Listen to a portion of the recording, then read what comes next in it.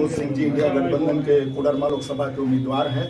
हम इनसे बात करेंगे। नवभारत टाइम्स में आपका स्वागत है विनोद जी।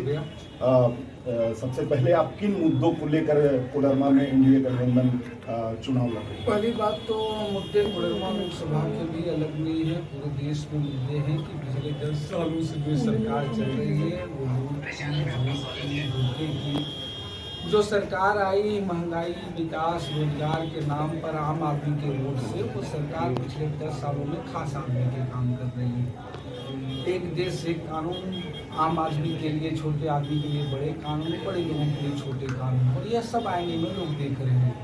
अगर अडानी के लिए पावर प्लांट लगाना हो, अगर कोयले धोखे हो, तो तमाम चीज़ें हों, तो ये सबसे बड़ा सवाल है। दूसरा सवाल है कि लगातार भारतीय जनता पार्टी जितनी मजबूत होगी इस देश के संविधान को, विरासत को, लगातार इसको तार कर रही है।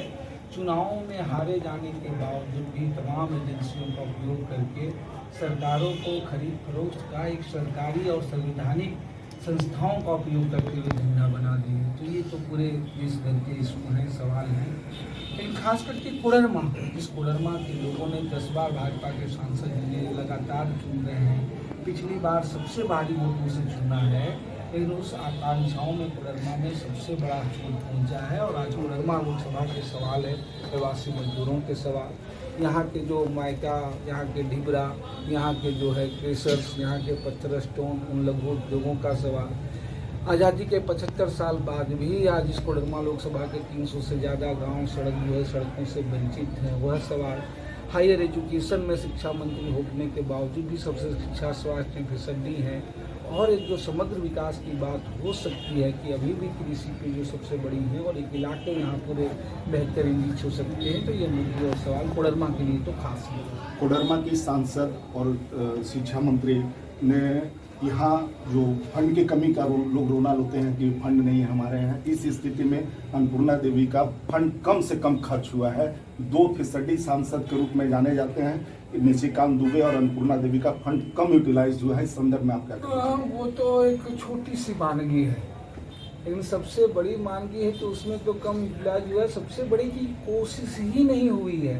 और जब कोई कोशिश नहीं हो, शिद्दत नहीं हो, जिन लोगों ने प्रतिनिधित्व किया है उसके प्रति आपकी एकाग्रता नहीं हो, लोगों से 5 साल बात नहीं हो, तो ये सब चीज़ें आम है। ये सब बातें सारी चीज़ें हैं और इसकी असर उस पर दिख रही है कि शिक्षा मंत्री इस सांसद से मंत्री तक बता दें शिक्षा के क्षेत्र में ये कोई बड़ा प्रोजेक्ट आया हो, स्वास्थ्य के क्षेत्र में ये कोई बड़ा प्रोजेक्ट आया हो। और जब लोग पूछ रहे हैं तब लोग कह रहे हैं सांसद का काम जो है सड़क और नली बनाना नहीं है। अगर नीतियों, बिल्कुल देश के संसद का काम है नीति बनाने का, तो जब ये नीति थी कि वही आकांक्षी जिलों में 150 तक की आबादी के गांव जो है सड़कों से जुड़ेंगे, तो ये 300 गांव की राशि क्यों नहीं मिली? क्या उस पर नीति बनी? सवाल उठी। प्रवासी मजदूर इस जिले से सबसे ज़्यादा हैं, कोडरमा गिरिडीह इलाकों से, उनके लिए कोई नीति और कानून बनी? जब नीतियों की बात हो रही है तो बड़े औद्योगिक घरानों के लिए तमाम नीतियाँ बनाई जा सकती है। अडानी गोड्डा के पावर प्लांट के लिए नीतियाँ बदली जा सकती है। तो क्या आपने सवाल उठाया मायका के लिए, उनके लिए कृषक चौधरी ने? तो नीतियों के सवाल पर भी देखें तो आज देश के 100 सांसदों में भी कोडरमा का कोई नाम नहीं आता। गिरिडीह और कोडरमा की पहचान अबरख के लिए ही जानी जाती है। 2014 में जब मोदी जी आए थे तो उन्होंने कहा था कि जिस तरह से अबरख चमकता है उसी तरह हम कोडरमा के लोगों का चेहरा भी चमकाएंगे। तो उस 14 के वादे को आप किस रूप में देखते हैं? बस अब तो बच्चा मोदी जी के वादों को बस वैसे ही समझ रहे हैं कि जैसे जो उनको ठगे जाते हैं, तमाम लोग जान रहे हैं और इसीलिए वो रास्ते बदलते रहते हैं। पहली बार आए अबरख की चमक तो नहीं बिखरी। हम नदी के किस घाट से लोग अपने लिए बालू लाएंगे, वह भी कोडरमा और रांची से नहीं, वो दिल्ली से तय होगा।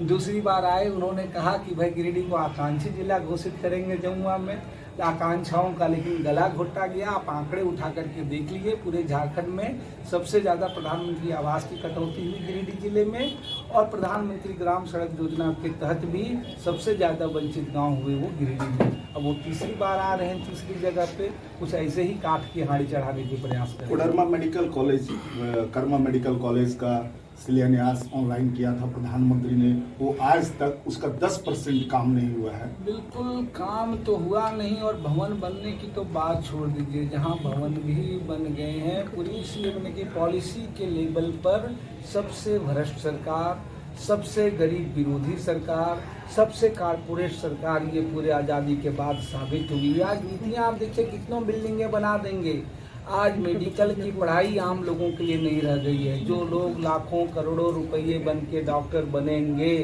वो बच्चे और वो तमाम लोग न कोई तिलैया में, न कोई डोमचांच में, न कोई सतगावा में, न गाँवा में सेवा कर रहे हैं। आज यहाँ के बच्चे जो लोग यूक्रेन में, चाइना में तमाम चीज़ें कर रहे हैं, ये पॉलिसियाँ बनी कि हर ज़िले में जब तक मेडिकल कॉलेज, जब इंटर के पास में पढ़ाई की छोड़िए, पढ़ाई करने के लिए ही जब बाधा खड़ी कर रही है, और ये पॉलिसी नहीं बनेगी तो एक तो बिल्डिंगें तो बनी ही नहीं, और जो बने भी हैं वो सिर्फ भवन विभाग बन गए हैं, कोई मानव संसाधन विभाग नहीं है। और पॉलिसी के लेवल पे ये तमाम चीज़ें हो रही है।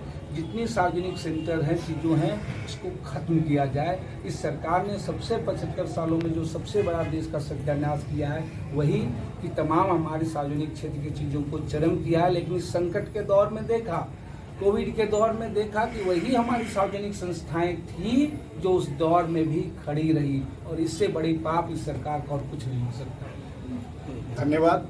ये थे हमारे साथ इंडिया गठबंधन और माले के बगोदर विधायक, जो इंडिया गठबंधन की तरफ से कोडरमा में उम्मीदवार हैं और एक साजिश संस्कृति के सवाल को लेकर पूरी तरह से कटिबद्ध हैं। अपने जीत के प्रति भी बहुत आश्वस्त हैं।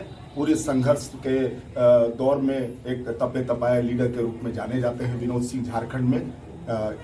एनबीटी से नवभारत टाइम्स से जुड़ने के लिए आपको बहुत बहुत शुक्रिया।